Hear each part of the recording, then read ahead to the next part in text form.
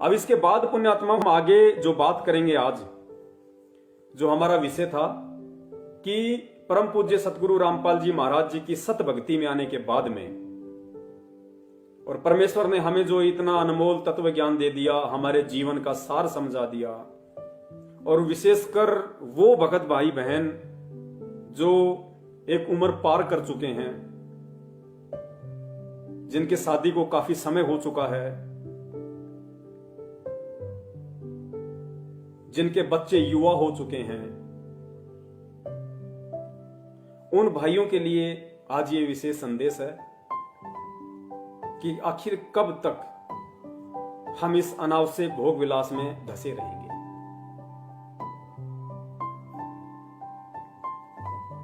ये बहुत ही निंदनीय कर्म है, बहुत ही घटिया कर्म है, विशेषकर उन आत्माओं के लिए।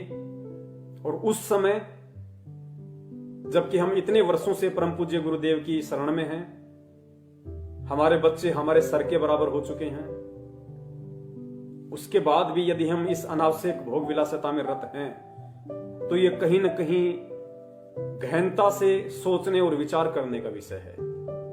मैं ये नहीं कहूंगा कि आप इससे दूर हट जाइए, आप इससे दूर हो जाओ, आज के बाद नहीं इस प्रक्रिया में पांव धरना, ये दास नहीं कहेगा।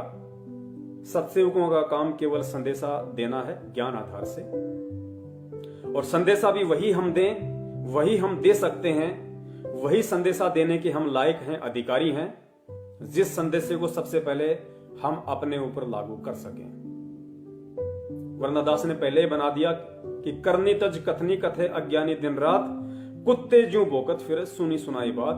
दास कुत्ता श्रेणी में, कुत्ता क्रम में नहीं आना चाहता, इसलिए परमात्मा ने दास को हिम्मत दी, सद्बुद्धि दी, दास को प्रेरणा दी, जो आप जीव तक ये संदेशा पहुंचा रहा हूं। तो पुण्यात्माओं, अब इतना समय बीत जाने के बाद में, और ये भली बात समझ में आ गया कि भाई अनंत युग हो गए, करोड़ों जन्म हमारे मानव के हो गए, उनमें हमने राजाओं के जन्म भी लिए हैं, पूंजीपतियों के जन्म भी लिए हैं, और उन जन्मों में हमने कितनी भोग विलासिता की होगी, कितने कुकर्म किए होंगे, कितनी कितनी शादियां की होंगी, कितने कितने वर्षों तक हमारी आयु थी, फिर भी इस मन भड़वे की तृप्ति नहीं हुई। तो पुण्यात्माओं, अब इस परमेश्वर के मार्ग में आने के बाद, आज से पहले जो किया सो किया, लेकिन उसके बाद एक सोचने का विषय बनता है कि हम किस दिशा में बढ़ रहे हैं, फिर हम कब उस परमात्मा की प्राप्ति के लायक बनेंगे, कब हम उस परमात्मा के चरणों में एक भगत कहलाने के अधिकारी बनेंगे। देखिए, परमेश्वर की वाणी है कि कामी क्रोधी लालची इनसे भक्ति न होई, भक्ति करे कोई सूरमा जात वर्ण कुल खोई। पुण्यात्मा, ध्यान देना, एक एक वाणी परमात्मा की अनमोल है कि कामी क्रोधी लालची इनसे भक्ति न होई। कामी कौन? जो काम वासना से रत है, जो भोग विलासिता में रत है, वो कामी। क्रोधी, जिसका अपने काम के ऊपर कंट्रोल नहीं है, वो कभी भी अपने क्रोध के ऊपर, गुस्से के ऊपर कंट्रोल नहीं कर सकता। लालची, जो काम और क्रोध के ऊपर कंट्रोल नहीं कर सकता, वो आदमी कभी भी लालच से कंट्रोल नहीं कर सकता। तो कहते हैं कामी क्रोधी लालची इनसे भक्ति ना होई। भले ही वो परमात्मा की शरण में है, भले ही वो सतनाम का जाप कर रहा है, लेकिन वो सतनाम भी उस कामी क्रोधी लालची व्यक्ति के पाप कर्मों को उतनी तेज गति से और उस हिसाब से नहीं काटेगा जितनी तेज गति से इन क्रियाओं से दूर भगत का काटता है। फिर परमात्मा कहते हैं भक्ति करे कोई सूरमा। अब पुण्यात्मा, सूरमा कौन होगा? फिर भक्ति मार्ग में सूरमा वो होता है जो सहन करता है। काम वासना इतनी आसान चीज नहीं बताई गुरुदेव ने कि उसको चुटकियों में छोड़ दिया जा सकता है या उस पर इतना जल्दी कंट्रोल किया जा सकता है। लेकिन हाँ, परम पूज्य परमेश्वर सतगुरु रामपाल जी महाराज जी के इस मार्ग में सत भक्ति और सत मंत्रों के प्रभाव से, परमेश्वर से प्रार्थना करने से, दंडवत प्रार्थना करने से, भीख मांगने से परमेश्वर दया करते हैं और पूरे विश्व में यही एक भक्ति मार्ग है, यही एक भक्ति है, सतमंत्र हैं जिनके प्रभाव से इन तीनों पे कंट्रोल किया जा सकता है, इनको डाइल्यूट किया जा सकता है परमेश्वर के आशीर्वाद से, इनके प्रभाव को डाइल्यूट निष्क्रिय किया जा सकता है। हमारे ऊपर इन गुणों का, काम क्रोध लालच का वो अटैक नहीं हो सकता जो अटैक एक भक्तिहीन प्राणी पे होता है। तो परमात्मा ने बताया कि इस ज्ञान को आधार बना के, अपने सतगुरु पे विश्वास करके, सतगुरु से प्रार्थना करके, यदि तुम इस काम क्रोध लोभ लालच से हटने की कोशिश करोगे तो परमात्मा तुम्हें उसी तेज गति से सहारा भी देगा।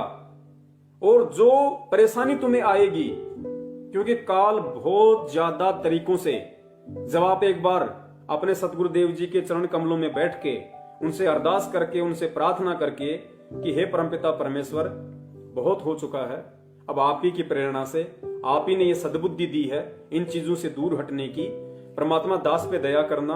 दास अपनी तरफ से पूरी कोशिश करेगा, लेकिन हे परमपिता परमेश्वर, जब तक आप अपना पंजा इस दास के शीश पे नहीं रखोगे, तब तक परमात्मा मैं चाहे लाख कोशिश कर लूं, चाहे लाख मन बना लूं, मैं इन विकारों से दूर नहीं हट सकता।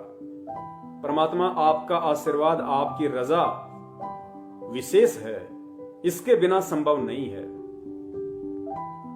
और पुण्यात्माओं, जब वो भगत ये प्रार्थना करके परमात्मा से और इस विरत की भोग विलासिता से, इस काम क्रोध से जब दूर हटने का मानस बना लेगा, तो पुण्यात्माओं फिर ये काल भगवान भी उन संचित कर्मों का दबाव उस भगत पे उतना ही ज्यादा डालेगा। उसके सामने ऐसी ऐसी परिस्थितियां खड़ी कर देगा, ऐसे ऐसे दृश्य उसके सामने खड़े कर देगा, ना चाहते हुए, कि इसको वो भोग विलासिता, काम वासना सताए, बार बार इसके दिमाग पे अटैक करे। आप मोबाइल में देखोगे, आपको ऐसे ऐसे चित्र, ऐसे ऐसे छोटे छोटे वीडियो आपको ना चाहते हुए दिखाई देने लग जाएंगे, विशेषकर उस समय के बाद जब आप इन चीजों से दूर हटने का मानस बना लोगे।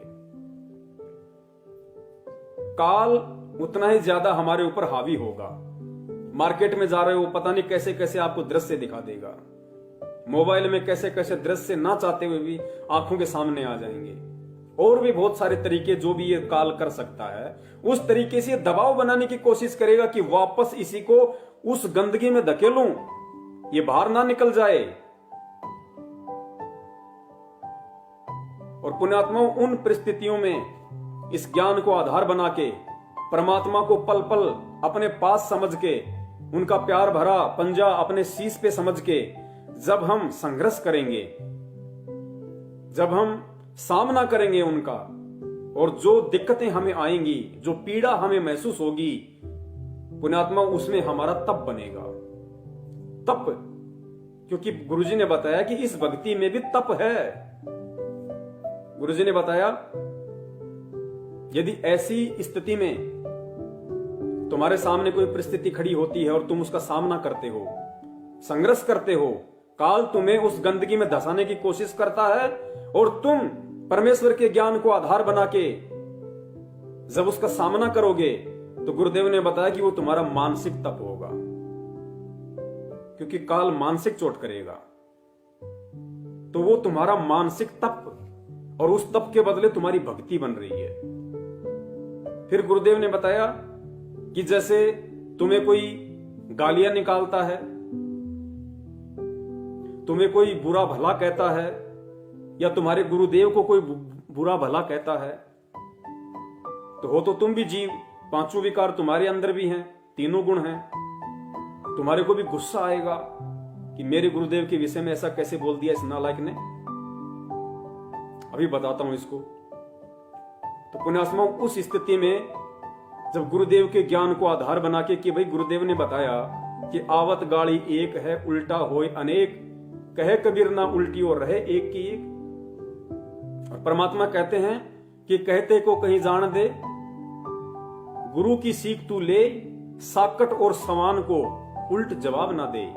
दुष्ट व्यक्ति को और कुत्ते स्वभाव वाले व्यक्ति को गुरुदेव कहते हैं, बेटा उल्टा जवाब मत देना, कबीरा आप ठगाइए और न ठगिए कोई, आप ठगाए सुख होत हैं और ठगे दुख होए। जब हम उसकी किसी भी प्रकार की गालियों का या अपशब्दों का कोई भी प्रत्युत्तर नहीं देंगे, और नहीं देंगे मतलब हम उस जहर को पी रहे हैं, हमारे अंदर वो गुस्सा आएगा, क्रोध आएगा, लेकिन गुरुदेव के ज्ञान को आधार बना के, शिक्षाओं को मद्देनजर रखते हुए जब हम सामने वाले के अपशब्दों को सहन करेंगे, उसकी गालियों को सहन करेंगे, तो परमेश्वर कहते हैं बच्चों वो तुम्हारी वाणी का तप बन रहा है, वो तुम्हारी वाणी का तप बन रहा है, और उस तप के बदले तुम्हारी भक्ति बन रही है। फिर गुरुदेव ने बताया यदि नौबत कोई ऐसी पहुंच जाती है कि कोई तुम्हारी पिटाई कर देता है, धक्का मुक्की कर देता है, थप्पड़बाजी कर देता है, और तुम उसका प्रत्युत्तर परमेश्वर के ज्ञान आधार से नहीं देते हो, कि भाई गुरुदेव ने बोल रखा है कि हम आज तो भगवान पे विश्वास रखेंगे, अगर हम चुप रहेंगे तो परमात्मा उसका हिसाब अपने आप कर देगा, तो कहते हैं तुम्हारे वो शरीर का तप बन रहा है। तो इसी प्रकार पुण्यात्माओं, जब हम इन चीजों से दूर हटने का मानस बनाएंगे, और दूसरी तरफ काल भगवान की तरफ से जब हमारे ऊपर दबाव डाला जाएगा, और उस दबाव को जब हम परमपिता परमेश्वर जी के ज्ञान को आधार बना के, उनके आशीर्वाद को पल पल अपने शीश पे रख के जब हम उसका सामना करेंगे, तो गुरुदेव कहते हैं वो तुम्हारी वाणी का भी तप बन रहा है, तुम्हारा मानसिक तप भी बनता, तुम्हारे शरीर का भी तप बन रहा है, और फिर वो परमेश्वर तुम पे प्रसन्न होगा। अब ये कहते हैं ना कि पवनदास कहता है कि गुरुदेव ने सारनाम नहीं दिया, सारनाम नहीं दिया। अरे गुरुजी ने तो सबको सारनाम दिया, रोहतक में भी हजारों को सारनाम दे दिया, ये कैसे कह सकता है कि गुरुजी ने अभी तक किसी को असली सारनाम नहीं दिया। पुण्यात्माओं, जिन जिन को ये सारनाम मिल चुका है, जो ये कहते हैं कि हमें गुरुदेव ने अपने मुंह से सारनाम दे दिया, या कोई ये कहता है कि हमें रोहतक आश्रम से सारनाम मिल गया, वो एक बार अपने अंदर झांक के देख लें कि काम, क्रोध, लोभ, लालच से वो कितने दूर हैं। 15-15 साल के बच्चे कहते हैं कि हमें सारनाम मिल गया। पुण्यात्माओं, ये विचार करने की बातें हैं ये, क्योंकि पुण्यात्माओं सतनाम से हमारे पाप कर्म क्षीण होते हैं। गुरुदेव ने बताया कि सतनाम तक की भक्ति से हमारे पाप कर्मों का सत्यानाश होता है, सफाया होता है। तो जो व्यक्ति अभी तक सतनाम की कमाई से, जिसकी सतनाम की कमाई उसको दिखाई नहीं दी, और दिखाई देने का मतलब क्या है, गुरुदेव ने बताया कि ये जो कामी, क्रोधी, लालची, ये जो काम क्रोध हैं, ये तुम्हारे सतनाम की कमाई से समाप्त होंगे। अगर तुमने इनके ऊपर विजय प्राप्त कर ली, विजय प्राप्त करने का मतलब आप दास का समझ सकते हैं कि जब तुम इन चीजों से पीछे हट जाओगे, परमेश्वर के ज्ञान को आधार बना के, तो सोचो तुम्हारा सतनाम तुम्हारे साथ है, तुम्हारे गुरु का आशीर्वाद तुम्हारे साथ है, तुम्हारा सतनाम काम कर रहा है। यदि तुम परमेश्वर की इस वाणी के अनुसार कि कामी, क्रोधी, लालची, इनसे भक्ति न होई, भक्ति करे कोई सूरमा, जात वर्ण कुल खोई, जब तुम इन विकारों पे परमेश्वर के आशीर्वाद से उस स्तर की विजय प्राप्त करके इनसे दूर हटके और सूरमा वाली स्थिति में आ जाओगे, या आ रहे हो धीरे धीरे, तो सोच लेना कि तुम्हारा सतनाम काम कर रहा है। और जब सतनाम के प्रभाव से ये सारे विकार, ये पाप कर्म हमारे क्षीण हो जाएंगे, उसके बाद फिर सार नाम दिया जाता है, उसके बाद फिर सार नाम दिया जाता है। तो जिन जिन लोगों को रोहतक से सार नाम मिला है, या सतलोक आश्रम बरवाला से गुरुदेव के द्वारा मिला है, और जो अभी भी इस रति क्रिया में संलग्न हैं, इस भोग विलासिता में संलग्न हैं, जो ज्ञान को अभी आधार नहीं बना पाए हैं, बात बात पे माँ बहन की गालियां निकाल देते हैं, ये बड़े बड़े state coordinator, world coordinator Deshraj ji, Mahendra ji जैसे लोग, महेंद्र जी के लड़का, आपने अच्छे तरीके से उनके ऑडियो वीडियो सब देख लिए हैं उनके, और फिर भी वो कहते हैं कि हमें सारनाम मिला हुआ है। नामदान केंद्र वाले हमारी माता बहनों को अकेले में छेड़ते हैं, फिर कहते हैं हमें सारनाम मिल गया। तो पुण्यात्माओं, अभी तो उनका सतनाम भी ढंग से काम नहीं कर रहा, सारनाम मिल कहां से जाएगा। परमेश्वर कहते हैं कि बिन ही रसना नाम चलत है, निर्वाणी से नेहा, और गरीब दास भोडल में दीपक, छानी नहीं सनेहा। गुरुदेव कहते हैं जिस प्रकार बल्ब के ऊपर अगर मोमजामा लगा दिया जाए तो भी उसका प्रकाश छुपाने से छुप नहीं सकता, तो ये अपने आप को सारनामी कहते हैं और इनके कर्म बिल्कुल कसाईयों के जैसे हैं, अज्ञानियों के जैसे हैं। और आज इन्होंने जो पीला पर्चा निकाला, इसमें कितना पाखंड, कितना आडंबर, कितनी नीचता, कितनी धृष्टता, कितनी कृतज्ञता इन्होंने भगत समाज के और अपने गुरुदेव के प्रति दिखाई है। क्या आपको लगता है इनको सारनाम मिला है और इनका सतनाम काम कर रहा है? पुण्यात्माओं, गुरुदेव कहते हैं ना कि यो सौदा फिर नाई रसंतो, यो सौदा फिर नाई। पुण्यात्माओं, ये सौदा फिर नहीं मिलेगा अगर समझ में आ गई है तो। यदि हम इस भक्ति को प्राप्त करने के बाद, इस परमात्मा को प्राप्त करने के बाद, उसकी शरण में आने के बाद यदि हम इस छोटी सी चीज से भी दूर नहीं हट सकते तो सोचो फिर हम कहां भक्ति करेंगे, हम कब करेंगे? पुण्यात्माओं, परमात्मा साथ साथ उदाहरण पेश करते हैं लेकिन हम ध्यान नहीं देते, हम उनकी जीवनी को कभी गौर से नहीं देखते। परमेश्वर तो परमेश्वर थे, सांसारिक दृष्टि में जब तक वो अपने गुरुदेव की शरण में नहीं आए, जब तक वो भक्ति मार्ग से नहीं जुड़े, तब तक सांसारिक दृष्टि में उन्होंने शादी भी की, बच्चे भी उत्पन्न किए, सांसारिक दृष्टि में भोग विलास भी करके दिखाया। लेकिन जैसे ही परमपिता परमेश्वर अपने गुरुदेव की शरण में आए तो पुण्यात्मा उसके बाद क्या उस परमपिता परमात्मा ने उस सांसारिक दृष्टि में कभी भोग विलास किया? क्या परम पूज्य सतगुरु रामपाल जी महाराज जी ने सांसारिक दृष्टि से 17 फरवरी 1988 के बाद भोग विलास किया? पुण्यात्माओं, यही एक उदाहरण है हमारे लिए और ये सोचने की बात है, ये अंडरस्टूड है। जब भगत इस भक्ति की गहराई में जाएगा, जब उसको अनुभव होगा कि मैं किसकी शरण में हूं, मेरे गुरु के रूप में कौन है और वो मुझे किस लिए और कहां से चल के लेने के लिए आया है, और उसने मुझे इस पूरे ब्रह्मांड की सबसे अनमोल वस्तु दे दी है,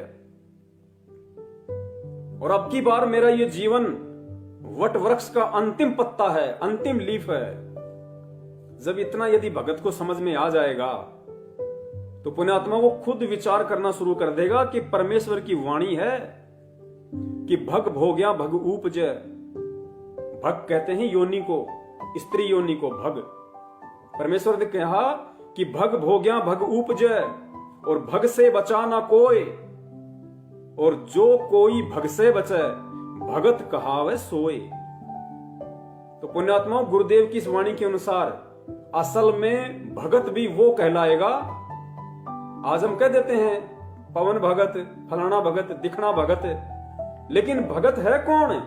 असल में भगत कौन है कि भग भोग्या भग उपजय, कि हे नादान प्राणी, जब तक मेरी शरण में आने के बाद भी तू इस काम वासना में, इस रति क्रिया में, इस अनावश्यक भोग विलासिता में डूबा रहेगा, भग भोग्या भग उपजय, अगर तू इसी रति क्रिया में लगा रहा तो चाहे तू मेरे से कोई सा भी नाम प्राप्त कर ले, तुझे वापस भग से जन्म लेना पड़ेगा। भग भोग्या भग उपजय, जब तक तू उस भग का भोग करता रहेगा तू भग से पैदा होता रहेगा, और भग से बचा न कोई, यानी बिना परमात्मा के आशीर्वाद के, उसकी शरण के, इस भोग विलासिता से कोई नहीं बचा। फिर कहते जो कोई भग से बचे, तो भग से कौन बचेगा? जो भगवान की शरण में होगा, जिसके ऊपर उसके गुरुदेव का पंजा होगा, जो सत भक्ति कर रहा होगा, जो साक्षात भगवान की शरण में होगा।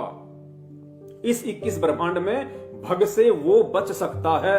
और परमेश्वर की वाणी है कि जो कोई भग से बचे, इसका मतलब भग से बचेंगे, भग से भी बचेगा भगत। कब बचेगा? किसकी शरण में आने के बाद? उस परम पिता परमेश्वर, पूर्ण परमेश्वर की शरण में आने के बाद। तो पुण्यात्माओं, ये हमारा और आप और हमारा सौभाग्य है कि हम उस परम पिता परमेश्वर की शरण में हैं आज।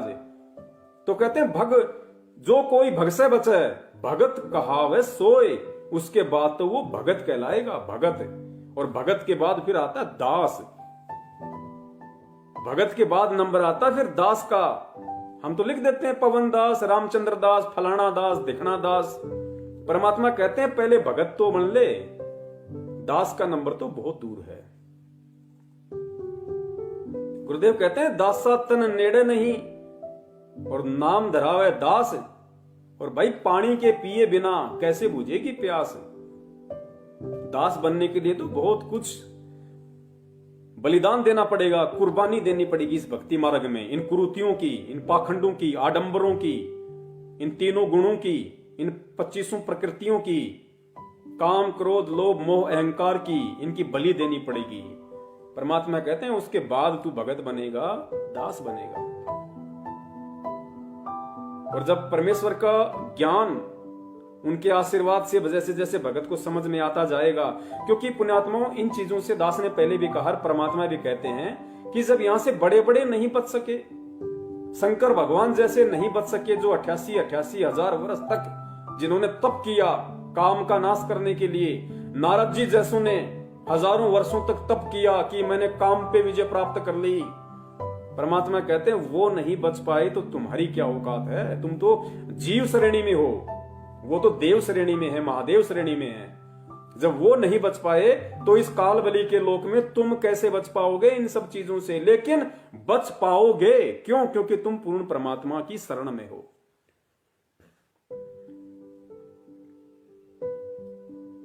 तो उसके बाद परमात्मा ने बताया कि जब तुझे धीरे धीरे इन चीजों का आभास होता रहेगा, भक्ति का अनुभव होगा, फिर एक पोजीशन ऐसी आएगी कि ना चाहते हुए भी तेरे अंदर इन चीजों से दूर हटने की प्रवृत्ति बनेगी। धीरे धीरे तुझे घटिया कर्म लगने लगेंगे, तुझे इनसे घृणा आने लगेगी कि मैं क्या कर रहा हूं यार। इतना सब कुछ ज्ञान लेने के बाद परमात्मा, मैं कहता हूं कि मेरा भगवान अंतर्यामी है, मेरा परमात्मा मेरे हृदय में बैठा है, मेरे हृदय रूपी गुफा में परमात्मा बैठा है।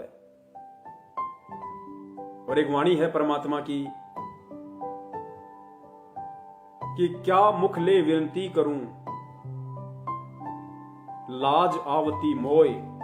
परमात्मा कह रहे हैं हम नीचों को समझाने के लिए, गुरुदेव, कि क्या मुख से विनती करूं, लाज आवती मोय। और हे परमात्मा तुम देखत अवगुण करूं, कैसे भाऊं तोय। कि परमात्मा मैं नीच, मैं किंकर, मैं दुष्ट, मैं अधमी प्राणी, इतना ज्ञान लेने के बाद, इतने वर्षों से आपकी शरण में आने के बाद, परमात्मा मैं किस मुख से विनती करूं। मुझे तो शर्म आती है, मुझे घृणा आती है अपने ऊपर कि क्या मुख ले विनती करूं, लाज आवती मोय। कि मुझे शर्म आ रही है परमात्मा आपसे विनती करते हुए भी कि तुम देखत अवगुण करूं।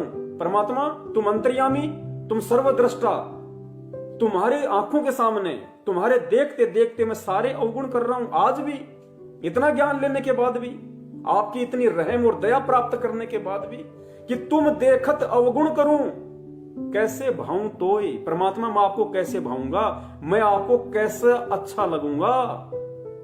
एक तरफ तो मैं कहता हूं कि अंतर्यामी एक आप, आत्म के आधार, जो तुम छोड़ो हाथ तो मुझे कौन उतारे पार। कि चीटी पायल बाजे पैर, साहिब सुनता है सब लहर। कि मेरा गुरुदेव, मेरे गुरुदेव भगवान अंतर्यामी हैं, पल पल की जानते हैं, सबकी जानते हैं, सोचने से पहले की जानते हैं। और उस अंतर्यामी के सामने तू इतना ज्ञान लेने के बाद भी उस गंदे और घटिया, निंदनीय कुकर्म, भोग विलासिता में, काम वासना में रत है। तो कहने को परमात्मा हम उन्हें कह रहे हैं, कहने को हम उन्हें अंतर्यामी कहते हैं, लेकिन पुण्यात्मा हम विचार करें, क्या वास्तव में हम उन्हें अंतर्यामी मान रहे हैं? वे तो अंतर्यामी हैं और हम कह भी रहे हैं, लेकिन क्या हम मान रहे हैं? ये कर्म करते हुए यदि हम उन्हें अंतर्यामी कहें तो एक बहुत बड़ा धोखा होगा उस अंतर्यामी के साथ में। क्योंकि हम बच्चे को बहला सकते हैं, हम बच्चे को फुसला सकते हैं, हम बच्चे को मूर्ख बना सकते हैं, लेकिन उस परम पिता परमेश्वर को हम उसके साथ में कैसे धोखा कर सकते हैं, ये ज्ञान लेने के बाद भी, और इतना समय बीत जाने के बाद भी। वेदों में भी दास ने देखा तो नहीं, लेकिन पहले दास सुना करता था कि भाई वेदों में भी, शास्त्रों में भी लिखा है कि पहले हमारे जो ऋषि मुनि होते थे वे काम वासना की तृप्ति के लिए शादी नहीं करते थे, वे केवल वंश चलाने के लिए संतान उत्पत्ति करते थे। और उनका विधान था कि चाहे लड़का हो चाहे लड़की हो, केवल एक ही उत्पन्न करना है। और कहते हैं कि वो उनके पता नहीं क्या क्या रूल थे, क्योंकि वो सनातनी लोग थे। बहुत अच्छा समय था उस समय, वातावरण था। पता नहीं 3 महीने में या साल में एक बार ही वो भोग विलास किया करते थे। 3 महीने या साल में एक बार ही भोग विलास किया करते थे। बाकी समय परमात्मा के भजन में, गुणगान में लगाया करते थे। तो पुण्यात्माओं, हमने तो उन प्राचीन ऋषि मुनियों से भी अव्वल दर्जे का भगत बनना है। असल में तो ऋषि मुनि परमात्मा आप और हमें बनाने आए हैं। और देखा जाए तो असल में ऋषि मुनि तो आप और हम हैं। असल में ऋषि हम हैं, असल में मुनि हम हैं। वो तो खाली काल तक की साधना के ऋषि मुनि थे। और पुण्यात्मा, वो ऋषि मुनि परमेश्वर हमें बनाना चाहते हैं और हम विचार नहीं करते कि हम किस राह पे चल रहे हैं, तो किस तरीके से परमात्मा प्रसन्न होंगे। और पुण्यात्मा, फिर कब हम सतलोक जाने की तैयारी करेंगे। परमेश्वर कहते हैं कि भाई तुम हंस थे, जब तुम सतलोक से आए तो तुम हंस प्रवृत्ति के थे। क्योंकि गुरुदेव ने बताया कि जो हंस होता है और जो काग होता है, वो दोनों एक ही सरोवर पे रहते हैं। और जो काग होता है वो कीड़े मकोड़े, घोंगे, छिपकली, मछली सब कुछ खाता है, सारी गंदगी खाता है। और जो हंस होता है वो भी उसी सरोवर पे होता है। और कहते हैं हंस चाहे भूखा मर जाएगा, लेकिन मोती के सिवाय अन्य कोई भी पदार्थ नहीं खाता, कोई भी खाद्य पदार्थ नहीं खाता। तो पुण्यात्माओं, इस परमात्मा के इन सत्संग रूपी सरोवर में डुबकी लगाने के बाद भी, आज भी यदि हम इन चीजों से दूर ना हटके और वो काग वाली प्रवृत्ति में ही रत रहेंगे, तो हम कब हंस कहलाने के लायक बनेंगे और कब हम उस हंस प्रवृत्ति के बन के सतलोक जाने के काबिल बनेंगे। क्योंकि वहां तो कागों के लिए जगह नहीं है, वहां तो परमेश्वर को हंस प्रवृत्ति के चाहिए। ठीक है, हम जैसे सतलोक से आए थे वैसे तो नहीं बन सकते, लेकिन कम से कम हम कोशिश तो करें। और कोशिश करेंगे तो परमेश्वर कहते हैं फिर कोशिश करने वालों की हार नहीं होती है। और बाकी जो बचा खुचा मैल होता है वो फिर परमात्मा मान सरोवर पे स्नान करवा के वहां काटेंगे। लेकिन हम उस लायक तो बने कि परमात्मा मान सरोवर तक ले जाके हमारे बाकी के बचे खुचे वो गंदे कर्म, वो आवरण वो हटा सके। हम उस लायक तो बने कम से कम। तो पुण्यात्माओं, शुरुआत हमें करनी पड़ेगी, चाहे आज कर दो चाहे कल कर दो। और गुरुदेव ने बताया कि भाई शरीर का कोई भरोसा नहीं है। ये ना सोचो कि तुम सत्सेवक हो, तुम बहुत अच्छे भगत हो, ज्ञान को आधार बना के चल रहे हो, तो तुम्हारी तो परमात्मा ने 100 वर्ष की आयु दे दी। हमारे कितने उलझे हुए संस्कार हैं, हमारे कितने अनंत युगों के पाप कर्म हैं, कितने हमारे संचित कर्म हैं, इन चीजों का हमें इतना आभास नहीं है जितना परमात्मा जानते हैं। काल कब किस छोटी से छोटी गलती को भी आधार बना के हमारे ऊपर अटैक कर दे। क्योंकि परमात्मा कहते हैं ना कि काल कसाई तक तक मारे यो पग पे बाणा। वो बिल्कुल पैनी नजर है उसकी, घात लगा के बैठा है, घात लगा के। स्पेशली सत्सेवकों पे ध्यान रखना। तो हमें बचने की कोशिश करनी है और परमेश्वर के ज्ञान को आधार बना के। क्योंकि जब तक हम ज्ञान की गहराई में नहीं डूबेंगे, जब तक हम परमेश्वर को परमेश्वर नहीं मानेंगे, तब तक पुण्यात्माओं इन चीजों के विषय में आप, इनको त्यागने के विषय में आप सोच भी नहीं सकते। क्योंकि उसके बाद ही, क्योंकि सबसे बड़ा मूल मंत्र दास हर बार कहता है और भक्ति का विधान भी है कि सतगुरु रूप में धरती पे स्वयं परमात्मा प्रकट है। और जब तक हम अपने सतगुरु में परमात्मा को अपने हृदय से नहीं देख लेंगे, जुबान से नहीं, कहने से नहीं, जब तक इस ज्ञान को आधार बना के, इस भक्ति अनुभव को साथ में लेके, जब तक अपने दिलो दिमाग से, अपनी आत्मा से, अपनी अंतरात्मा से, अपने हृदय की गहराइयों से हम अपने गुरु में साक्षात परमात्मा नहीं देखेंगे, तब तक तो पुण्यात्माओं हमारी भक्ति शुरू भी नहीं है। इन चीजों को त्यागने के विषय में सोचना तो बरसों बाद की बातें हैं। तो हम कोशिश करें सबसे पहले ज्ञान को आधार बना के सतगुरु को पहचानने की कि सतगुरु के रूप में धरती पे कौन है।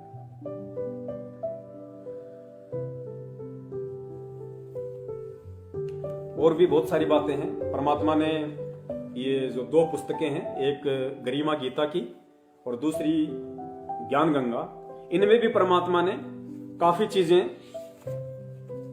लंबे समय से भक्ति कर रही आत्माओं को समझाने के लिए लिखी हुई हैं, बशर्ते उनको गौर से देखने की जरूरत है। ये अपने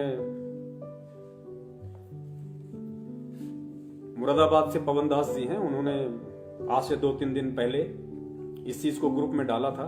तो परमात्मा ने दया करी उनके ऊपर, जो इन्होंने, क्योंकि वो निमित्त बने, परमात्मा ने उनको निमित्त बनाया। देखो पुण्यात्मा, दास के पास में कोई मटेरियल नहीं है। ये जितने भी सबूत हैं, जितने भी मैसेज हैं, ऑडियो वीडियो आप जी देख पाते हैं, सुन पाते हैं, ये सारे भगत भाई ही दास को भेजते हैं। परमात्मा ने दास को इतनी बुद्धि बख्शी हुई है कि दास उनमें से सार को निकाल लेता है कि इसका रहस्य क्या है। इस ऑडियो वीडियो के माध्यम से परमात्मा सत्संगों को निमित्त बना के संगत तक क्या मैसेज पहुंचाना चाहते हैं, वो सद्बुद्धि परमात्मा ने अपने सत्संग बच्चों को दी हुई है। उस आधार से दास ये ऑडियो वीडियो मैसेज बना पाता है। और न पुण्यात्मा, दास की औकात नहीं है, दास को अच्छे से पता है अपनी औकात का। तो ये जो ज्ञान गंगा पुस्तक है, इसके पेज नंबर 5 पे जब आप जाएंगे तो परमात्मा ने कितना गहरा रहस्य इसमें दिया हुआ है। ये हमने विचार करना पड़ेगा इन बातों पे। खाली आंखों से पढ़ के इस कान से सुना, इस कान से निकालना नहीं है पुण्यात्मा। अब इन पे हमने परमेश्वर की एक एक सत्संग की एक एक वाणी पे, सत्संग के एक एक शब्द पे अब हमने ध्यान देना पड़ेगा, हमने गौर करना पड़ेगा। क्योंकि पुण्यात्माओं, परमेश्वर का एक भी शब्द अनायास नहीं होता है, निरर्थक नहीं होता है, मिथ्या नहीं होता है, फालतू टाइम पास के लिए नहीं होता है। परमात्मा अगर नॉर्मल तरीके से भी कोई बातें बोल रहे हैं तो उनमें भी गहरा संदेश है, उसको ढूंढने की जरूरत है। तो ज्ञान गंगा पुस्तक का पेज नंबर 5 आप जी भी देख सकते हैं। इसमें नीचा लिखा है, दुराचार करना कितना पाप है। दुराचार करना कितना पाप है। दुराचार का मतलब होता है भोग विलास। पर द्वारा स्त्री का खोले, 70 जन्म अंधा हो डोले। पूज्य कबीर परमेश्वर जी ने बताया कि जो व्यक्ति किसी पर स्त्री के साथ दुष्कर्म करता है वह तो 70 जन्म अंधे का जीवन भोगता है। बुद्धिमान व्यक्ति ऐसी आफत कभी मोल नहीं लेता, मूर्ख ही ऐसा कार्य करता है। जैसे आग में हाथ डालने का अर्थ है मौत मोल लेना। जैसे कोई व्यक्ति किसी अन्य के खेत में बीज डालता है तो वह महामूर्ख है। बुद्धिमान व्यक्ति ऐसा कभी नहीं कर सकता। वैश्यागमन को ऐसा जानो जैसे कुर्डियों पर गेहूं का बहुमूल्य बीज का थैला भरकर डाल आए। ये क्रिया बुद्धिमान व्यक्ति नहीं कर सकता। या तो महामूर्ख या शराबी निर्लज अर्थात घंड व्यक्ति ही किया करता है। विचारणीय विषय है पुण्यात्माओं, आप ध्यान देना, विचारणीय विषय है कि जो पदार्थ शरीर से नाश होते हुए आनंद का अनुभव करवाता है, यदि वह शरीर में सुरक्षित रखा जाए तो कितना आनंद देगा। दीर्घायु यानी लंबी उम्र मिलेगी, स्वस्थ शरीर होगा, स्वस्थ मस्तिष्क होगा, सूरवीरता आएगी और स्फूर्ति प्रदान करता है। जिस पदार्थ से पुण्यात्माओं, ये बहुत ही सोचने की बात है। अब आगे जो परमात्मा हमें समझाना चाह रहे हैं,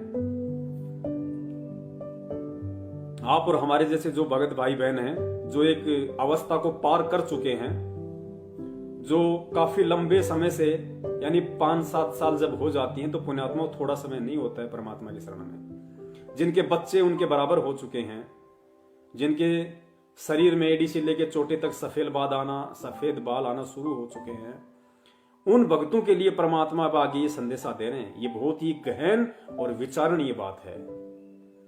परमात्मा कहते हैं कि जिस पदार्थ से अनमोल बच्चा प्राप्त होता है, जिस पदार्थ से अनमोल बच्चा प्राप्त होता है, यानी माता का रज और पिता का वीर्य, रज बीरज जिसको कहा जाता है, तो परमात्मा कहते हैं कि जिस पदार्थ से अनमोल बच्चा प्राप्त होता है उसका नाश करना बच्चे की हत्या करने के तुल्य है।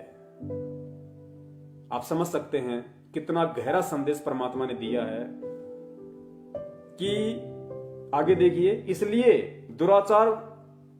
दुराचार यानी फालतू में अन्य किसी पराई स्त्री के साथ में संभोग करना, वो दुराचार। तथा अनावश्यक भोग विलास वर्जित है। नीचे लिख दिया परमात्मा ने अनावश्यक भोग विलास। अब इस अनावश्यक भोग विलास की श्रेणी में मुझदास के जैसे वो भगत भाई बहन आते हैं जो लंबे समय से परमात्मा से जुड़े हुए हैं, जो इस ज्ञान को आधार भी बना रहे हैं और जिनके बच्चे युवा हो चुके हैं, समझदार हो चुके हैं, जो अब एक अवस्था को पार कर चुके हैं पुण्यात्माओं, उनके लिए परमात्मा का ये आदेश है, सतगुरु वचन है। और सतगुरु वचन की अवहेलना कितना घोर दंड है, पाप है, ये आपने स्वयं निर्णय करना पड़ेगा। परमात्मा ने कह दिया कि अब यदि तुम अनावश्यक भोग विलास करते हो तो मुझ संत रामपाल दास का यह आदेश है कि ये वर्जित है। अनावश्यक भोग विलास वर्जित है। पेज नंबर 5 पे पढ़ लेना। और ऊपर परमात्मा ने स्पष्ट कर दिया कि जिस पदार्थ से अनमोल बच्चा प्राप्त होता है उसका नाश करना बच्चे की हत्या के तुल्य है। तो पुण्यात्माओं, अब हमें इस व्यर्थ की भोग विलासिता से कोई संबंध नहीं रखना चाहिए। यदि अब भी इतने लंबे समय के बाद भी, इतने ज्ञान ग्रहण करने के बाद भी, इस अवस्था को पार करने के बाद भी, यदि हम आज भी गुरुदेव के वचन के विपरीत इस अनावश्यक भोग विलास जो वर्जित बताया है, यदि हम इसमें धसे पड़े हैं, तो गुरुदेव कह रहे हैं कि जब जब तुम भोग विलास करोगे तो ये समझ लेना तुम एक आत्मा की हत्या कर रहे हो, तुम एक बच्चे की हत्या का पाप अपने सिर पर रख रहे हो। क्योंकि गुरुदेव ने स्पष्ट कर दिया कि जिस अनमोल पदार्थ से बच्चा उत्पन्न होता है उस पदार्थ को फालतू में वेस्ट करना, यानी अनावश्यक भोग विलास करना, बच्चे की हत्या करने के तुल्य है। और पुण्यात्माओं, भगत हत्या नहीं कर सकता, भगत अपने ऊपर हत्यारे का कलंक नहीं लगवा सकता। आज से पहले हो सकता है आप और हमारे नजर में ये पॉइंट नहीं आया हो, हमने गुरुदेव के इस सत्संग की इस वाणी को इतनी गहनता से नहीं लिया हो, लेकिन पुण्यात्माओं, जब ठीक का समय आता है और जिस जिस भगत की वो अवस्था, क्योंकि परमेश्वर को पता है ये संदेशा परमात्मा ने आज से पहले क्यों नहीं दिलवाया, क्योंकि आज से पहले तो दास ही उस रति क्रिया में संलग्न था, उस भोग विलासिता में डूबा हुआ था। और जब काफी समय से परमेश्वर ने दास पे दया की, दास को परमात्मा ने दूर रखा, सोचने पे विवश किया, मजबूर किया, भोग विलास के बाद में ऐसा मन हो जाता था कि परमात्मा डूब के मर जाऊं, लेकिन काल फिर प्रेरणा कर देता था। फिर परमात्मा से प्रार्थना की, मालिक से, परमेश्वर ने दया की और मालिक ने प्रेरणा की कि बेटा थोड़ी हिम्मत तू रख, थोड़ी हिम्मत मैं दूंगा तेरे को। फिर परमेश्वर की वाणी याद आई कि परमेश्वर कहते हैं कि जय तू चाले एक कदम मैं चालूं कदम 60। परमात्मा अपने भगत से कह रहे हैं कि हे भगत, हे मेरी आत्मा, अगर तू अच्छाई के लिए, सतलोक प्राप्ति के लिए यदि तू एक कदम आगे बढ़ेगा तो मैं 60 कदम चलूंगा तेरे साथ, तेरे 60 कदम आगे मिलूंगा मैं। जय तू चाले एक कदम मैं चालूं कदम 60। फिर कहते हैं जय तू हो जा काठ का, काठ यानी लकड़ी का, जय तू हो जा लकड़ी का और मैं बन जाऊंगा लोहे की लाठ। परमात्मा कहते हैं तू एक बार लकड़ी की तरह अडिग होके बन के तो देख, मैं तेरे पीछे लोहे का खंभा बन के खड़ा हो जाऊंगा, फिर तुझे झुकने नहीं दूंगा, तुझे टूटने नहीं दूंगा, तुझे शर्मिंदा नहीं होने दूंगा, काल का प्रभाव नहीं होने दूंगा। तो पुण्यात्माओं, यहां परमात्मा ने सीधा सीधा व्यर्थ की भोग विलासिता में धसे हुए भक्तों को एक हत्यारा करार दे दिया, हत्यारा। अब कौन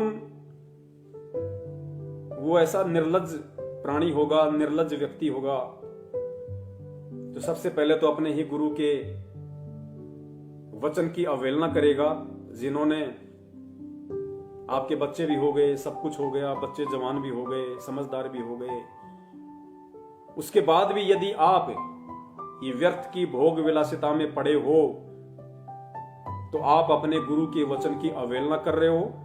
और हमेशा जब जब भी आप वो दुष्कर्म करोगे, आप एक हत्या अपने सिर पर रख रहे हो, एक हत्या का पाप आप अपने अकाउंट में लिखवा रहे हो। पुण्यात्मा, यही तो सारी चीजें हैं।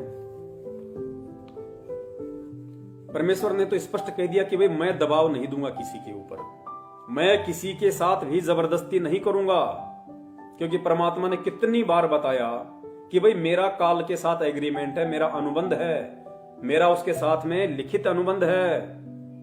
क्योंकि परमेश्वर जो वचन कर लेते हैं वो लिखा ही हो जाता है, उनका लोहे की लकीर हो जाती है वो, क्योंकि परमात्मा कभी अपने वचन से पीछे नहीं हटते। फिर तो काल ने कहा था कि परमेश्वर जब आप कलयुग में नीचे जाओगे या जब भी आप जाओ, परमात्मा आप केवल अपना विधान बताना, आप केवल उन आत्माओं को अपना ज्ञान देना, और आपसे ज्ञान ग्रहण करने के बाद जो आपकी शरण में रहें, यानी आपके कहे अनुसार चलें, आपके सत्संगों को आधार बना के, ज्ञान को आधार बना के जो प्राणी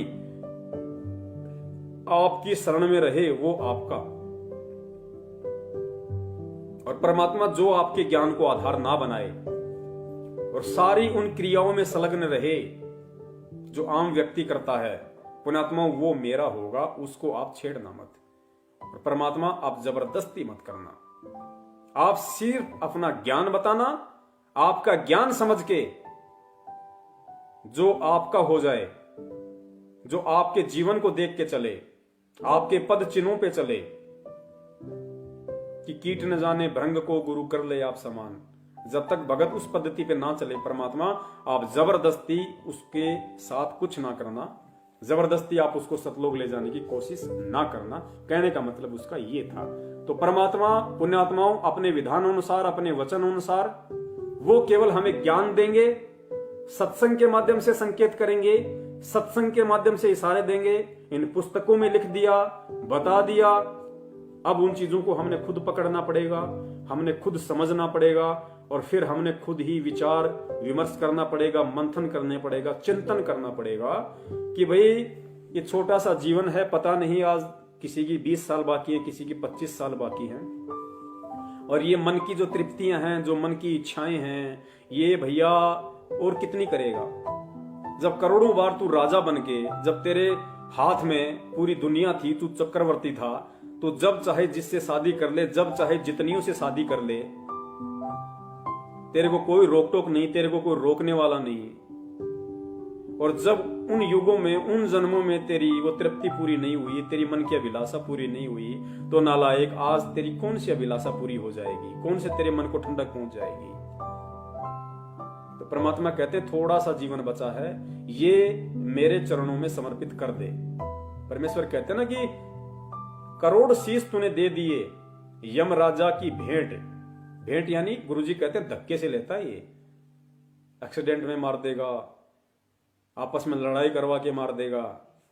तो गुरुजी कहते हैं कि नालायक करोड़ शीश तूने दे दिए इस यम राजा की भेंट, और एक शीश दे के देख ले सतगुरु अपने की भेंट। करोड़ शीश तूने दे लिए यम राजा की फेंट। फेंट यानी धक्के से, जबरदस्ती लेता ये। तो कहते हैं तूने करोड़ों शीश, तूने तेरे करोड़ों जन्म तूने बर्बाद कर दिए इस काल के चक्कर में आके। और कहते अब की बार तेरा दाव लगा है, ये तेरा जो अब की बार जो तेरा शीश है, तेरा ये जन्म है, ये मेरे चरणों में समर्पित कर दे। भेंट यानी सप्रेम, प्यार से, प्रेम के साथ में ये जीवन तू मुझे समर्पित कर दे। परमात्मा कहते हैं बेड़ा पार कर दूंगा। तो पुण्यात्माओं अब वो समय उन आत्माओं का आ चुका है परमेश्वर के चरण कमलों में अपना शीश भेंट करने का। चरण भेंट करने का मतलब गुरुदेव ने काफी बार बताया कि भाई तुम्हें जीवित मरना सीखना पड़ेगा। परमात्मा कहते हैं ना, योग गुरु ज्ञान विज्ञान वाणी, जीवित ही जग में मरो। तो जीवित ही जग में मरने का मतलब गुरुदेव ने बताया कि तुमने अपनी इच्छाओं को मारना पड़ेगा, अपनी इच्छाओं को काटना पड़ेगा, अपनी इच्छाओं से, मन की अभिलाषाओं से दूर हटना पड़ेगा, इस ज्ञान को आधार बना के कि अब ज्यादा समय नहीं बचा है, थोड़ा बहुत समय है, जितना हो सके परमात्मा को समर्पित कर दे। और पुण्यात्माओं उदाहरण परमात्मा ने एक से एक दे दिए। सबसे पहला उदाहरण तो स्वयं वो परमात्मा बनता है कि जब उन्होंने कबीर पंथ में एंट्री की सांसारिक दृष्टि से, उसके बाद परमात्मा इन व्यर्थ की जो गंदगियां थी, मालिक तो पहले भी दूर ही थे, उनका तो ऐसनाविरम शुक्रम अकायम, बिना हाड़मास का, बिना नाड़ी तंत्र का उनका बॉडी है, तेजपुंज का शरीर है परमेश्वर का। लेकिन सांसारिक दृष्टि में उन्होंने ऐसा उदाहरण दिया कि जब तक मुझे नहीं पता था, जब तक मुझे ज्ञान नहीं था, जब तक मुझे गुरु नहीं मिला था, परमात्मा की प्राप्ति नहीं हुई थी, तब तक तो मैं भी इन क्रियाओं में रत था, ताकि कोई भगत ये ना सोचे कि आज से पहले तो मैं इतने कुकर्म कर चुका हूं, मेरा कैसे भला होगा, कैसे परमात्मा मेरे पाप कर्मों का नाश करेगा। तो परमात्मा एक उदाहरण पेश करते हैं कि बेटा, मैं भी आज से पहले ऐसा ही था, मैं भी इन्हीं क्रियाओं में रत था, मैं भी काल को आनंद दे रहा था, काल को मजे करवा रहा था। लेकिन जब मुझे ज्ञान हुआ, मुझे मेरे पूज्य गुरुदेव जी ने बताया, उसके बाद से मैंने इन चीजों को त्याग दिया।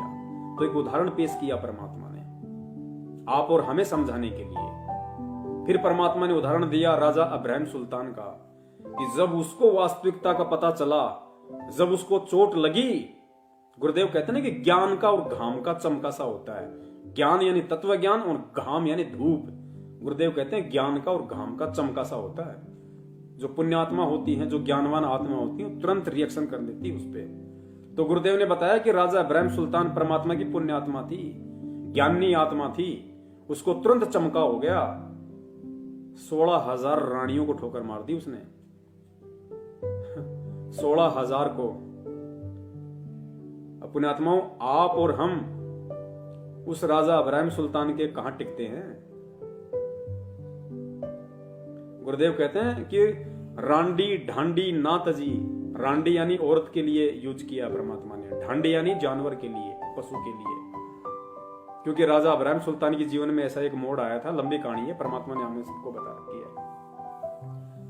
तो परमात्मा कहते हैं एक जीव के लिए कि रांडी ढांडी ना तजी, वो नर कई काग, वो तो कौवे हैं जिनसे ये भगवान की शरण ग्रहण करने के बाद में, परमात्मा से ज्ञान लेने के बाद में, ये रांडी भी नहीं त्यागी जा रही। रांडी त्यागने का मतलब ये नहीं कि हम अपनी भक्तमतियों को छोड़ दें। आज जो भक्तमती हैं वो भी परमात्मा की शरण में हैं, हम भी परमात्मा की शरण में हैं। अगर परमेश्वर भगत को प्रेरणा करते हैं तो परमात्मा को पता है कि जीवन में कोई और मोड़ ना आ जाए, इसके लिए परमात्मा अपनी उस बेटी में भी उतनी ही प्रेरणा करता है। उसको भी परमात्मा अंदर वो प्रेरणा कर देता है, वो भी उन चीजों से विरक्त होने लग जाती है। तो परमात्मा कहते हैं रांडी ढांडी ना तजय, ये नर कहिए काग।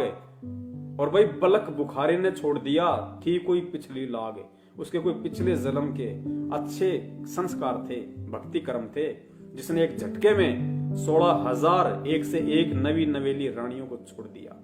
किसी से तो 2 महीने पहले शादी की थी, किसी से 5 दिन पहले की होगी। परमात्मा ने कहा कि उसने जब उस पुण्यात्मा को ज्ञान हुआ, उसको ये झटका लगा कि नादान कहां अपना जीवन बर्बाद कर रहा है, कहां काल को मजे लुटवा रहा है, कहां उसका भोजन तैयार कर रहा है सूक्ष्म रूप में, ये वासना रूपी गंदगी इकट्ठी करके। परमात्मा कहते हैं 16,000 रानियों को मुंह काला करके निकल गया। अब पुण्यात्मा, हम अपना विचार कर ले अब कि उस समय उस पुण्यात्मा ने, क्योंकि ना तो मोबाइल थे, ना टीवी था, ना रेडियो था, ना चिप थी, ना परमात्मा जा जाके इतने सत्संग करते थे। पुण्यात्मा, उसके बावजूद भी उन आत्माओं में भक्ति की इतनी अलख लगी, इतनी जागरूकता आई उनके अंदर परमात्मा प्राप्ति की। राजा भी वो, गुरुदेव कहते हैं जब वो हाथी पे बैठ के सज धज के अपने सवारी के साथ चलता था, तो ऊपर जो देवताओं का राजा इंद्र है वो भी गर्दन नीची कर लेता था, वो भी शर्मा जाता था कि भाई इतने ठाट बाट, इतने भोग विलासिता के साधन, इतने मौज मस्ती के यंत्र तो मेरे पास भी नहीं है जितने बलक बुखारे के बादशाह के पास है। और वो पुण्यात्मा एक झटके में और ठोकर मार के चल दिया उसके। पुण्यात्माओं, अब हमने खुद इन चीजों पे विचार करना पड़ेगा। और दूसरी बात परमात्मा ने एक और कही हमारे को कि जब तुम इस भक्ति की गहराई में जाओगे पुण्यात्माओं, फिर तुम चिंतन करो, कभी बैठा करो, सोचा करो, कभी परमात्मा के सत्संग सुनने से नहीं, चाहे सत्संग सुनो थोड़ा, लेकिन थोड़े पे फिर चिंतन करो, मनन करो, विचार करो कि परमात्मा इस सत्संग के माध्यम से हमें क्या संदेशा देना चाहते हैं, क्या समझाना चाहते हैं। अब पुण्यात्माओं, ये अंडरस्टूड बात है, हम सबको अच्छे से पता है कि आज यहां जितने भी प्राणी हैं, हम सब एक परमात्मा के बच्चे हैं। हम चाहे यहां कोई स्त्री है, चाहे कोई पुरुष है, हम सब आत्मा हैं, और इस आत्मा का पति कहो, इस आत्मा का पिता कहो, इस आत्मा का मालिक कहो, केवल एक है परमात्मा, कबीर साहब, जो आज हमारे गुरुदेव के रूप में है। तो सतलोक में हम सब एक ही परमपिता परमात्मा के बच्चे, और सतलोक में ये दुष्कर्म, ये मंदकर्म सोचने को भी नहीं। काल ने जो किया वो एक अलग मैटर है, उसके अलावा दास आपको बता रहा कि सतलोक में तो दिमाग में भी नहीं है ये गंदगी, दूर दूर तक नहीं है। तो हम सब एक परमात्मा के बच्चे। काल ने आके हमें यहां पे कौवा बना दिया, हंस से कौवा बना दिया, हमें आपस में एक दूसरे का पति बना दिया, पत्नी बना दी। इतना घोर अन्याय हमारे साथ इसने कर रखा है कि हो सकता है आज जो मेरी माँ है, इस सांसारिक दृष्टि में जो मेरी माता है, क्या पता इस काल ने पिछले जन्म में मेरी औरत बना रखी, और आज जो मेरी बीवी है, मेरी पत्नी है, क्या पता पिछले जन्म में वो मेरी बेटी थी। तो कितना घोर अन्याय हमारे साथ में कर रहा है, कितना दूषित प्रदूषित हमें कर रहा है। ये सारी जानकारी आज गुरुदेव ने आके दे दी। और फिर पुण्यात्माओं, गुरुदेव कहते हैं कि जब तुम्हें इस बात का मालूम पड़ जाएगा, जब तुम अंदर से इस चीज को अनुभव करोगे कि भाई तूने भी नाम ले रखा और तेरी पत्नी ने भी नाम ले रखा। नाम किससे ले रखा? गुरुजी से। तो गुरुजी तेरे क्या? बाप। और तेरी पत्नी का क्या? बाप। तुम दोनों का बाप कौन? गुरुजी। और तुम दोनों गुरुजी के क्या? बेटा बेटी। तो तुम दोनों गुरुजी के बेटा बेटी, तुम दोनों का एक बाप। तो तुम्हारा क्या रिश्ता हुआ आध्यात्मिक जीवन में? भाई बहन का। क्योंकि जब हमारा पिता एक है, हमारा परम पिता परमेश्वर एक है, तो फिर हम दोनों कौन हैं? हम दोनों उस परमात्मा की आत्मा हैं। और आध्यात्मिक दृष्टि में अब हमें ये चीज समझ में आ जानी चाहिए कि हम दोनों भाई बहन हैं। जब हमारा सगा बाप आज हमें मिल गया, हमें पता चल गया, और उस बाप को आज हमने पकड़ भी लिया, तो पुण्यात्मा हम दोनों भाई बहन हुए या नहीं हुए? और फिर दुर्गा ने क्या कहा था काल को कि काल, हम दोनों का पिता एक ही है और हम दोनों भाई बहन हैं। दुर्गा ने उससे बहुत विनय की थी कि हम दोनों भाई बहन हैं क्योंकि हमारा पिता एक है।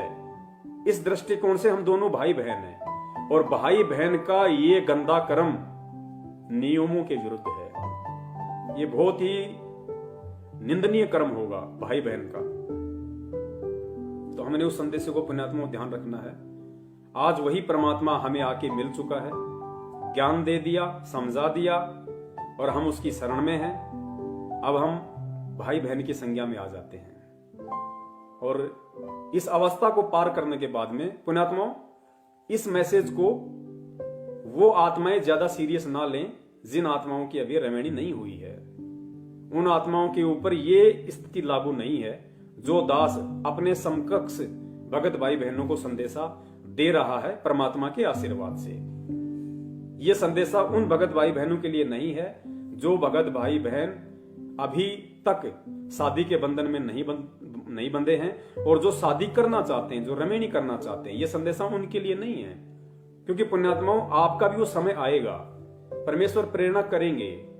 और बहुत अच्छी बात है यदि कोई ऐसी पुण्यकर्मी आत्मा है जो शादी नहीं करना चाहती और इन चीजों से दूर हटके रहना चाहती है, तो इससे तो बड़ी कोई खुशी की बात ही नहीं है। वो तो परमात्मा के दिल में विशेष जगह बनाएगी। लेकिन पुण्यात्माओं, ये फैसले जल्दबाजी में मत लेना, ये दास की विशेष विनती है। ये जल्दबाजी में हमने फैसले नहीं लेने बिल्कुल भी। बहुत सोच के, बहुत समझ के, परमेश्वर को आधार बना के, ज्ञान को आधार बना के, और जब आप उस अवस्था पे आ जाओ, क्योंकि सभी लोग ध्रुव नहीं बन सकते, सभी लोग प्रहलाद नहीं बन सकते, सभी लोग बलक बुखारक के बादशाह वाली श्रेणी में नहीं आ सकते। एक समय आएगा, यदि हम परमात्मा की शरण में आ गए हैं, हम यदि उनकी भक्ति मर्यादा में रह के कर रहे हैं, तो वो समय आएगा, वो सबका समय आएगा। तो समय के अकॉर्डिंग, क्योंकि कुछ तो शरीर की जो व्यवस्था है वो भी वैसी हो जाती है, आदमी थोड़ा निष्क्रिय हो जाता है, निढाल हो जाता है। कुछ परमात्मा का ज्ञान इतना हैवी है कि वो इन विकारों के ऊपर कंट्रोल करना शुरू कर देता है, और कुछ वो अवस्था ऐसी होती है आदमी को खुद इन चीजों से घृणा होने लग जाती है। तो सारे जोड़ जुगाड़ मिलते हैं तभी वो आत्मा इन चीजों से हटने के विषय में सोच सकती है, वरना नहीं सोच सकती। और अंत में दास का निवेदन है, आपने इस पुस्तक में देख लिया कि ज्ञान गंगा में परमेश्वर ने जिस तरीके से हमें समझाने की कोशिश की है। फिर यह पुस्तक गरिमा गीता की है, इसमें भी दास आपको थोड़ा सा दिखा देता है। गरिमा गीता का पेज नंबर 187 पेज नंबर 187 है गरिमा गीता की। अपने आत्मा देखो, इसमें भी परमेश्वर ने कितने प्यार से, कितने अच्छे तरीके से भक्त को समझाया है।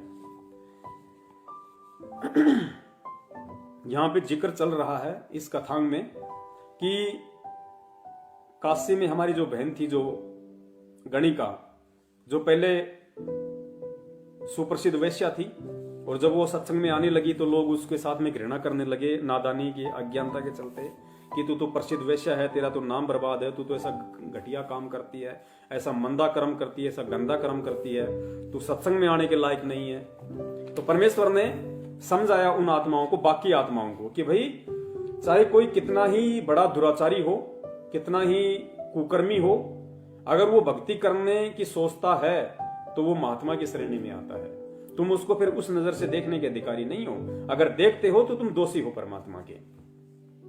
और परमात्मा ने उन भक्तों को फिर समझाने की चेष्टा की कि अगर तुम इस वजह से तुम उसको मंदे कर्म वाली मानते हो, या तुम उनको हे दृष्टि से देखते हो कि ये तो वैश्या है, ये तो वैश्यागमन करता है, ये ऐसा करता है, तो तुम क्या हो? भक्ति में आने के बाद भी तुम क्या हो? तो उनके लिए परमात्मा ने संदेशा दिया है। कबीर कुष्टी हो वे संत बंदगी कीजिए, हो वैश्या के विश्वास चरण चित दीजिए। फिर आगे परमेश्वर ने क्या वाणी लिखी है, पुण्यात्मा ध्यान देना। कबीर आग पराई आपनी, हाथ दिए जल जाए। गुरुजी कहते हैं कि बेटा आग, अग्नि, चाहे अपनी हो, चाहे पड़ोसी की हो, या चाहे किसी दूसरे की हो, अग्नि का स्वभाव है हाथ जलाना। तो परमेश्वर कहते हैं कबीर आग पराई आपनी, चाहे पराई हो चाहे अपनी हो, हाथ दिए जल जाए। फिर मालिक ने क्या संदेशा दिया कि नारी पराई आपनी, नारी औरत, चाहे अपनी हो चाहे पराई हो, चाहे तुम अपनी औरत के साथ में भोग विलास करो या चाहे पराई औरत के साथ करो, नारी पराई आपनी, पर से सर्वस जाए। इतना गहरा संकेत परमात्मा ने दे दिया है। भावार्थ में गुरुदेव लिखते हैं, यदि कोई कुष्ठ रोगी गुरुजी से दीक्षा लेकर भक्ति कर रहा है तो उससे घृणा न करना, उसको भक्तों वाला सम्मान प्रणाम करके दीजिए। यदि कोई वैश्या भी गुरुजी से दीक्षा लेकर साधना करती है तो उसको सम्मान से प्रणाम कीजिए। ऐसा करने से उसका मनोबल बढ़ेगा तथा बुराई करने से संकोच करेगी और सुधर जाएगी।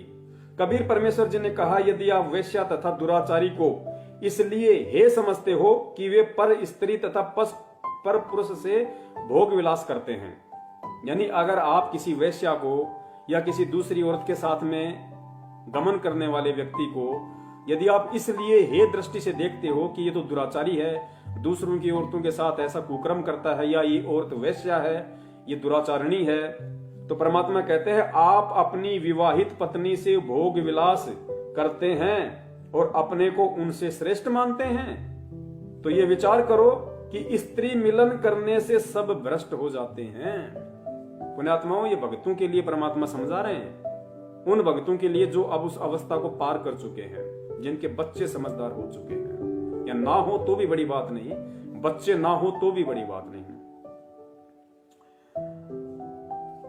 यदि स्त्री मिलन करने से, तो ये विचार करो, यदि स्त्री मिलन करने से सब भ्रष्ट हो जाते हैं तो आप भी तो स्त्री या पुरुष से मिलन करते हो।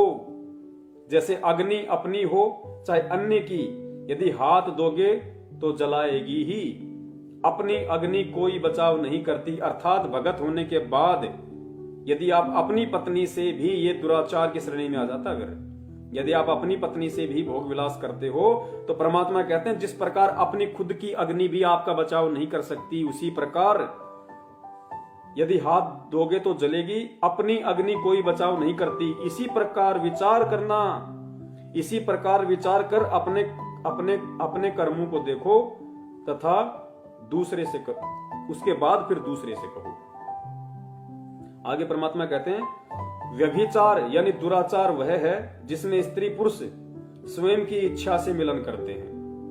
व्यभिचार और दुराचार गुरुदेव ने बताया कि जो स्वयं की इच्छा से संभोग करते हैं, यानी जिनकी शादी नहीं हुई, जैसे आजकल लिव इन रिलेशनशिप का जो चल रहा है, जो अपने आप को शिक्षित कहते हैं, जो बाहर पढ़ते हैं या कहीं भी रहते हैं, नौकरी करते हैं, और शादी से पहले जो आपस में एक कमरा लेके रहते हैं, आपस में फिर कहते हैं लव इन रिलेशनशिप या लिव इन रिलेशनशिप। शादी से पहले का जो अपना भोग विलास करते हैं, उसके लिए परमात्मा ने कहा कि ये दुराचार की श्रेणी में आता है।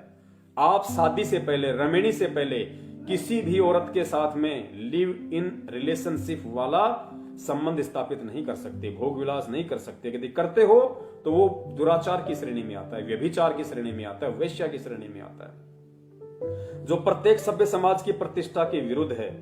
यह बलात्कार नहीं है, व्यभिचार कहा जाता है। यह मानव समाज पर कलंक है।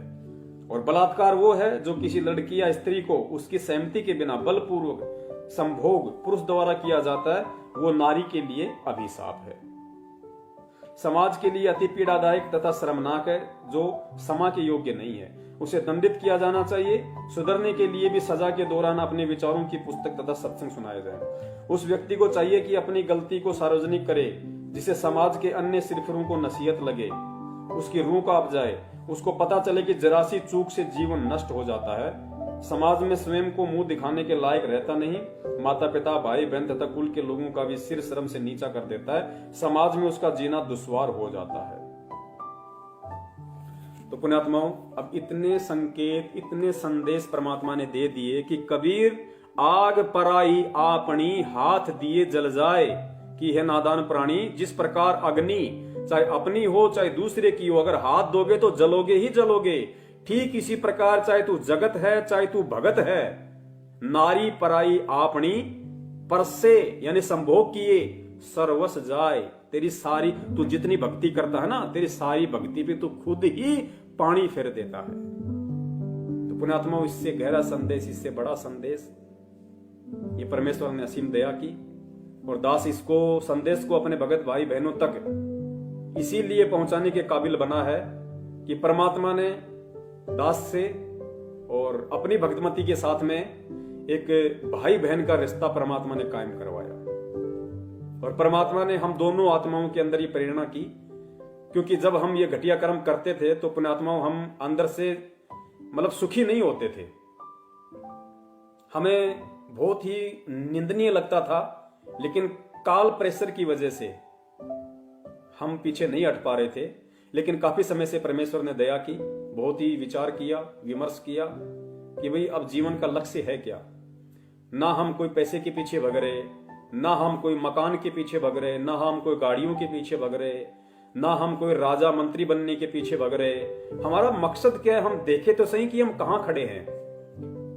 हम आज यहां हैं, 2 महीने बाद कहीं और जाके मकान ले रहे हैं, फिर कहां भग रहे हैं। ना हमारा कुछ आगे, ना हमारा कुछ पीछे। मकसद क्या है हमारा? हमारा इतना बड़ा परिवार है, ये चल कैसे रहा है, कैसे चल रहा है? अच्छे अच्छे लोग डूब गए इस लॉकडाउन में।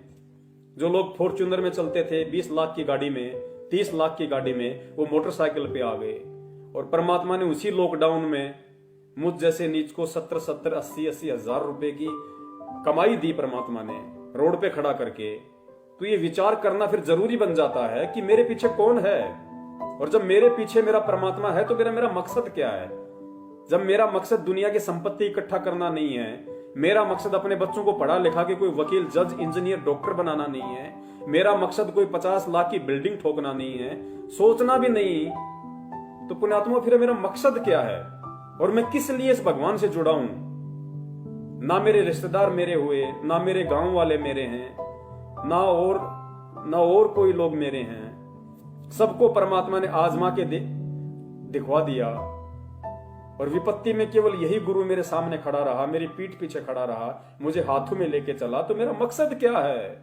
अगर आज भी मैं इस मकसद को समझ के और इन घटिया कर्मों से दूर हटके अगर मैं अपने परम पिता परमेश्वर, अपने पूज्य गुरुदेव जी के चरणों में अपना तन मन धन समर्पित नहीं करता हूं, तो मेरे से बड़ा कृतज्ञ जीव और कौन होगा, जिसने मुझे इतना सब कुछ दिया, इतना उपकार दिया, मुझे संभाल के रखा हर विकट परिस्थिति में। और परमेश्वर कहते हैं कि कृतघ्नि भूले नरलोई, कृतघ्नि भूले नरलोई। नरलोई, नर यानी इंसान, लोई यानी औरत। जो स्त्री पुरुष अपने गुरुदेव के द्वारा जो उपकार उसके ऊपर किए गए हैं, जो उसको भूल जाता है, उसको कहते हैं कृतघ्नि। तो नित्य नियम में परमात्मा को पढ़ाते हैं कि कृतघ्नि भूले नरलोई। जो व्यक्ति, स्त्री या पुरुष, भगत या भक्तमती अपने गुरुदेव के जो अनमोल उपकार या उपकारी हैं, जो परमात्मा ने कालजाल से निकाल के अपनी शरण में ले लिया, अपनी बाहों में ले लिया, ये अनमोल भक्ति दे दी, ये मंत्र दे दिया, जीने का आधार दे दिया, शारीरिक मानसिक सब टेंशनों से दूर कर दिया, परमात्मा के उपकार है हमारे ऊपर।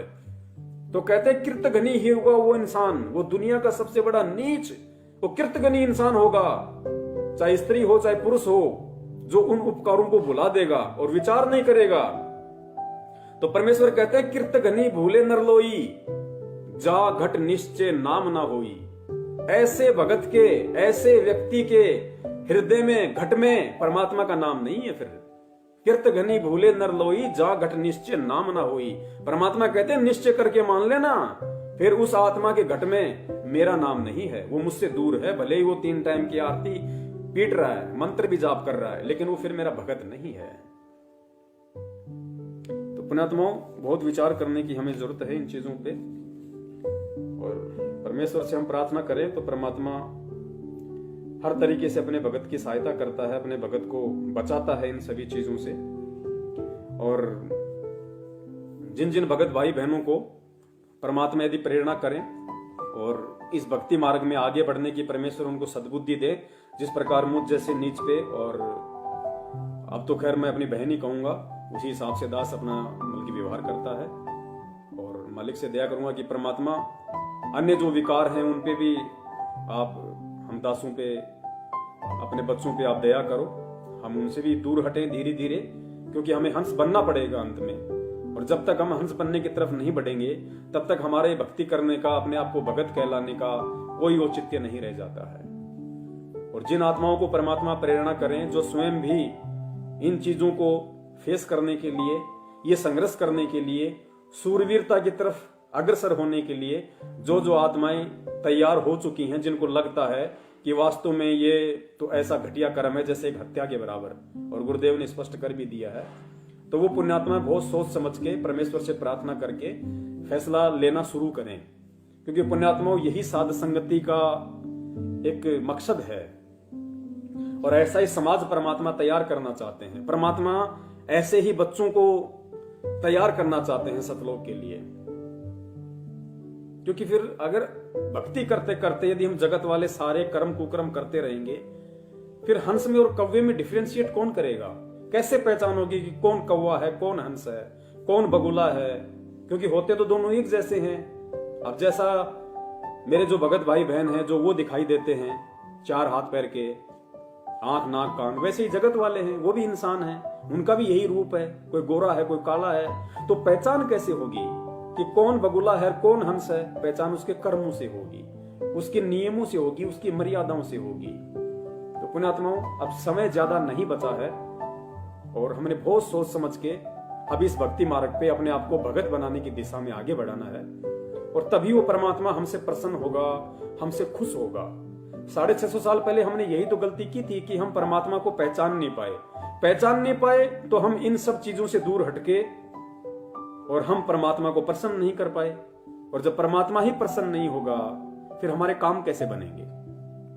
तो आज हम कम से कम वो गलती ना करें, वो गलती हम ना दोहराएं जो गलती हम 650 साल पहले दोहरा चुके हैं। और दूसरा मेरा निवेदन है इस भक्ति मार्ग में कि जो पुण्यात्मा इस मार्ग में आगे बढ़ना चाहती हैं, इन सभी विकारों से दूर हटना चाहती हैं परमेश्वर से प्रार्थना करके, तो वो आत्माएं यदि परमेश्वर उन पर दया भी कर दें, उनको परमात्मा शांति भी प्रदान कर दें, उनको इन चीजों से दूर हटने में परमात्मा उनकी मदद भी करें, तो पुण्यात्माओं उसके बाद में हमने 1% भी अहंकार की तरफ नहीं बढ़ना। अगर हम अहंकार की तरफ बढ़े या हमारे अंदर इन चीजों को लेकर अहंकार उत्पन्न हो गया, तो गुरुदेव ने एग्जाम्पल भी साथ साथ दे रखे कि बेटा शंकर भगवान ने 88,000 वर्ष तक यही तपस्या की थी काम को काबू करने की, और उसको लगा कि मैंने तो कामदेव पे कंट्रोल कर लिया। और काल भगवान ने क्या किया, आप सबको अच्छे से पता है गुरुदेव ने क्या बताया और क्या उसकी हालत हुई। फिर नारद जी ने भी हजारों साल तपस्या करके सोचा मैंने तो कामदेव पे विजय प्राप्त कर ली। उस काल भगवान ने विष्णु रूप धारण करके ऐसा नदी में डुबकी लगवाई, जब वापस बाहर निकला तब तक 72 संतानें पैदा करके निकला था बूढ़ी होके। तो इस भक्ति मार्ग में अहंकार का, क्योंकि गुरुदेव की वाणी भी है कि आधीनी के पास है पूर्ण ब्रह्म दयाल, और मान बड़ाई मारियो बेअदबी सिरकाल। जो बेअदबी इंसान होता है, जो अहंकारी इंसान होता है, उसके सिर पे काल होता है। और आधीनी के पास है, यानी भगत आधीन, उसके पास है पूर्ण ब्रह्म दयाल। तो हमें इन चीजों पे अहंकार नहीं होना चाहिए, और अहंकार इसलिए नहीं होना चाहिए कि ये हमारे बस की बात नहीं है कि हम इन चीजों से दूर हट जाएं या हम इन चीजों पे कंट्रोल कर लें, काबू प्राप्त कर लें। हम तो सोच भी नहीं सकते। तो फिर कौन है जो हमें ये प्रेरणा दे रहा है, हमें इन चीजों से दूर करने के लिए? परमात्मा हमारे अंदर एक उम्मीद जगा रहे हैं, हमारे अंदर वो चिंतन मनन करने की शक्ति दे रहा है। कौन है? हमारा गुरुदेव। तो सारा श्रेय तो परमात्मा का है। हमें तो इसमें और ज्यादा झुकना चाहिए कि परमात्मा आप ना होते तो मेरे तो ये काल भगवान गेंद बना देता, गेंद। तो परमेश्वर दया करें। और ये आज का संदेशा था जो परमात्मा ने अपने भगत भाई बहनों तक पहुंचाया। और हर संडे परमेश्वर दया करें हम इसी तरह से रात्रि 8 बजे लाइव शंका समाधान के माध्यम से एक दूसरे से रूबरू होते रहें, जुड़ते रहें और परमेश्वर की महिमा का गुणगान करते रहें। साध संगति के तहत परमेश्वर की जो महिमा है, परमेश्वर का संदेशा है, वो हम जन जन तक पहुंचाते रहें। और इसी तरह से हम एक दूसरे से शिक्षा लेते हुए, एक दूसरे से प्रेरणा लेते हुए, एक दूसरे से सीखते सिखाते हुए हम इस भक्ति मार्ग की ऊंचाइयों को प्राप्त करें जो परमात्मा हमसे करवाना चाहते हैं। और इस दौरान यदि दास से कोई शब्द बोलने में या कोई भाषा, किसी सेंटेंस में यदि कोई त्रुटि हुई हो, कोई अपशब्द निकल गया हो, तो उसके लिए दास प्रथम अपने परम पूज्य सतगुरु रामपाल जी महाराज जी से और सभी भाई बहनों से दास क्षमा प्रार्थी है। दास को नादान और तुच्छ प्राणी समझ के क्षमा करे, और यदि कोई गलती है तो आगे से दास उस पर ध्यान रखेगा। अब दास आहुति चाहता है। सत्साई बंदी छोड़ सतगुरु रामपाल जी महाराज की जय। सत्साई।